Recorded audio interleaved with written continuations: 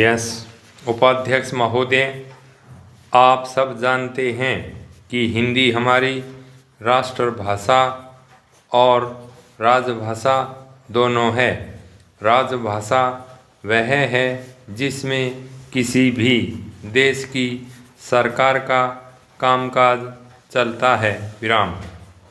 भारत में पिछले कई दशकों से अंग्रेजी ही राजभाषा रही है और सरकार के सारे कामकाज अंग्रेजी में ही चलाए जा रहे हैं। भारत की स्वतंत्रता के बाद नेताओं का यह विचार रहा कि भारत विदेशी भाषा अंग्रेजी को राजभाषा के रूप में हमेशा के लिए स्वीकार नहीं कर सकता। जब देश अपना हो गया तो उसकी राजभाषा भी अपनी ही होनी चाहिए। महात्मा गांधी, जवाहरलाल नेहरू जैसे नेताओं का मत था कि भारत में हिंदी बहुमत से बोली और समझी जाती है, इसलिए हिंदी ही राजभाषा बन सकती है। भारत सरकार ने 1963 में राजभाषा अधिनियम बनाया। इसके अनुसार सरकार के सभी काम अंग्रेजी के साथ साथ हिंदी में भी किए जाने लगे। सरकार के मंत्रालयों और कार्यालयों में इसका पालन होने लगा। अब देखेंगे बैंकों में हिंदी का प्रयोग कब से और क्यों कर होने लगा। बैंक का सबसे प्रमुख कार्य जनता की धनराशि को संभाल के रखना और आवश्यकता पर ऋण आदि देकर जनता की सेवा करना है। लेकिन आमतौर पर अमीर लोग ही बैंकों के हिस्सेदार थे और जब कभी उन्हें या उनकी जान पहचान वालों को उद्योग धंधों के लिए अधिक रकम की आवश्यकता पड़ती तो बैंकों से लाखों करोड़ों में ऋण ले लिया करते थे। सरकार ने अनुभव किया कि बैंकों में जमा धनराशि का सही उपयोग तभी हो सकता है जबकि वह धन चुने हुए कुछ व्यक्तियों के बीच न बांटा जाकर जनता के एक ऐसे क्षेत्र में वितरित किया जाए जो अमीर नहीं है, लेकिन जिनके पास छोटे मोटे धंधे हैं, छोटी सी जमीन है पर उसे बढ़ाने के साधन नहीं है। जब तक बैंक हिस्सेदारों के अधीन रहेंगे तब तक सरकार की यह नीति सफल नहीं हो सकती थी।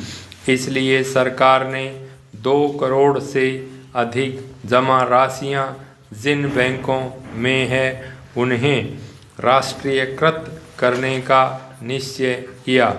इसके परिणाम स्वरूप 1969 जुलाई के दिन 14 बैंकों का राष्ट्रीयकरण हुआ। तब से इन बैंकों में आम जनता, पिछड़े और कमज़ोर वर्ग के लोगों की अधिकाधिक वित्तीय सहायता पर जोर दिया जाने लगा। राष्ट्रीयकरण के बाद बैंकों की अधिकांश शाखाएं ग्रामीण और अर्ध शहरी क्षेत्रों में खोली जाने लगी। उपाध्यक्ष महोदय, जब बैंक का प्रमुख काम आम जनता की मांग की पूर्ति है तो बैंकों का यह कर्तव्य हो जाता है कि वे जनता की भाषा में ही काम करने लगें। भारत में अधिकांश राज्यों में हिंदी बोली जाती है। इस जगह पर कहना आवश्यक है कि सरकार ने भारत के समस्त राज्यों को उनकी भाषा के आधार पर 3 भागों में बांटा विराम। यथा बिहार, हरियाणा, हिमाचल प्रदेश, मध्य प्रदेश, राजस्थान और उत्तर प्रदेश राज्य तथा दिल्ली संघ राज्य क्षेत्र कै क्षेत्र कहलाए गए। गुजरात, महाराष्ट्र व पंजाब राज्य तथा चंडीगढ़ संघ राज्य क्षेत्र कै क्षेत्र कहलाए गए और बाकी राज्य गै क्षेत्र में आए। इस विभाजन का आधार राजभाषा नियम 1976 है, जिसके अनुसार कै क्षेत्र में एक राज्य और दूसरे राज्य के बीच एक मंत्रालय या कार्यालय और दूसरे मंत्रालय या कार्यालय के बीच पत्राचार हिंदी में किया जाए। कै क्षेत्र में यह 100% न हो करके कुछ कम होगा और गै क्षेत्र में उससे भी कम। हाँ, तो हम बैंकों के राष्ट्रीयकरण की बात कर रहे थे। जब बैंक की शाखाएं ग्रामीण क्षेत्र में खोली जाने लगी तो बैंक के कामकाज को भी उसी भाषा में चलाना आवश्यक हो गया। जहां ग्राहक बैंकों के पास ऋण लेने आया करते थे, वहां सरकार के बैंक ऐसे लोगों की खोज में जाने लगे जिन्हें धन की आवश्यकता थी। ग्रामीण लोगों के लिए उनकी भाषा में छपे फार्म उन्हीं की भाषा में जमा और ऋण योजनाओं के बारे में फोल्डर आदि दिया जाना राष्ट्रीय आवश्यकता हो गई। राज्य सरकार भी चाहने लगी कि स्थानीय भाषा में अधिक काम हो। राष्ट्रीयकृत हो जाने के बाद बैंकों ने पहले अपने अपने केंद्रीय कार्यालयों में और कै क्षेत्र में स्थित अपने क्षेत्रीय या आंचलिक कार्यालयों में हिंदी कक्ष की स्थापना की। हर क्षेत्र में एक हिंदी अधिकारी और हिंदी आशुलिपिक और हिंदी टंकक की नियुक्ति की गई। प्रत्येक कार्यालय में एक राजभाषा कार्यान्वयन समिति भी गठित की गई, जिसकी बैठकें हर तिमाही में बुलाई जानी थी।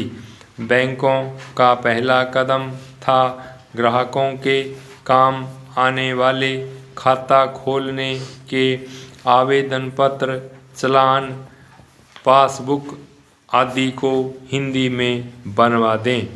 चूँकि भारत एक बहुभाषी देश है, फार्म आदि केवल हिंदी में नहीं बनाए जा सकते थे, इसलिए हर कदम पर हर क्षेत्र में द्विभाषिकता त्रिभाषिकता पर जोर दिया जाने लगा, तो जो बहुत आवश्यक था। By paragraph change. साथियों, यह बात निश्चित है कि आज की इस प्रजातांत्रिक व्यवस्था की कई मर्यादाएं हैं। जैसे जैसे मैं विचार करता हूँ, वैसे वैसे मुझे यह स्पष्ट दिखाई देता जाता है कि इसका आज का स्वरूप यदि इसी तरह चलता रहा तो उसमें लाभ के स्थान पर हानि ही अधिक होगी। आज इस विज्ञान के युग में यह बहुत कुछ जीर्ण शीर्ण हो गया है, काल से परे हो गया है।